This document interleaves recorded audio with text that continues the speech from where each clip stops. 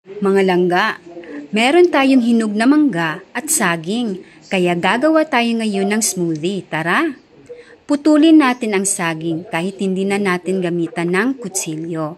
Malambot naman dahil hinog na ito. Ayan, pagkatapos na ihanda natin ang saging, ang mangga na naman ang ating hihiwain. Pero mag-ingat kayo na hindi masugatan ang kamay ninyo. Mas maigi kung gagamit kayo ng chopping board at doon na hihiwain ang mangga.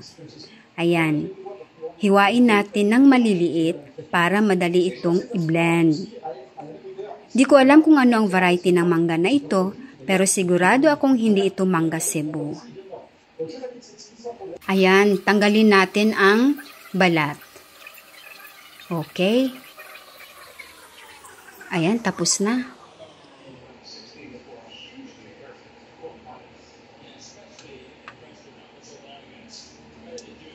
At ito, syempre, hindi gagamitin. Kainin na ito.